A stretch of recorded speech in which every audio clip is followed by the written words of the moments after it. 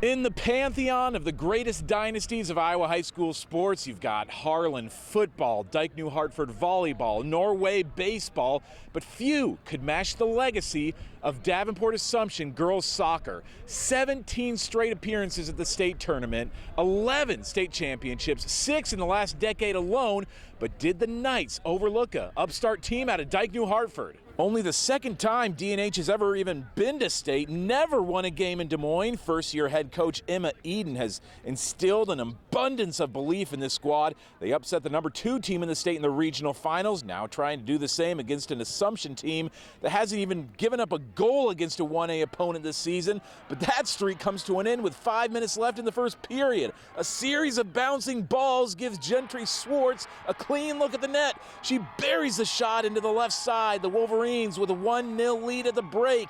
Can they make that stand up for another 40 minutes? They can if Miranda Tyler has a say in the matter. She's not at the top of the list of any significant goalkeeping stats, but the only number that she cares about today is 0. A clean sheet for the senior. The first time Assumption has been shut out by a 1A opponent in almost 2 years.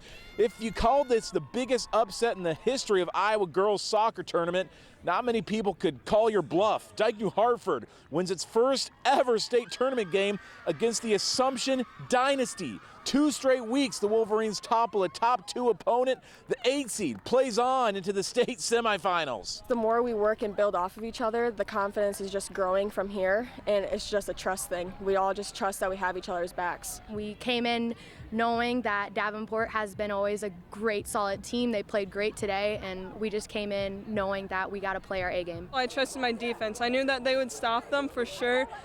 We're dogs out there, I guess. Those dogs get an NICL conference rematch in the semis. Another school celebrating its first ever state tournament win.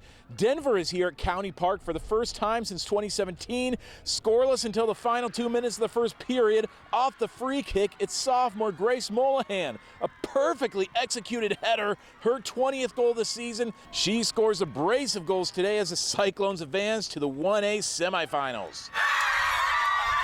I'm a Denver grad.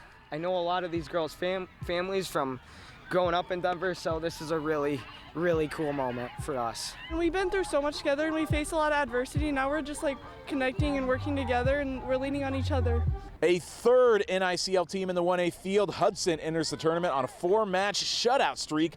10 minutes into the match, a perfect connection in front of the net. The ball finds the foot of Ansley Trunk, who nets just her 3rd goal of the season, but Nevada levels the match right before halftime. They end the game with a pair of unanswered goals, and Hudson is knocked out in the quarters. Another program still looking for its first ever win here at state. Linn-Mar comes into the 3A field on a 10-game win streak in 8 previous tournament appearances. The Lions also have never won a state tournament match, and thanks to some excellent placement on a first-half corner kick, that trend will not change on the Lions' 9th appearance in the state quarterfinals. A 2-0 loss to West Des Moines Valley ends Linn-Mar's win streak and their season. Now an 0-9 all-time record for the Lions in the state tournament. Making their state tournament debut in Class 2A, Iowa City Liberty is here for the first time. Late in the first period, the Lightning are lined up for a PK. Rylan Breinholt buries the goal to level the game at halftime. Liberty had a 2-1 lead with 18 minutes left, but Pella drives in a pair of late goals, eliminating Liberty in the state quarterfinals.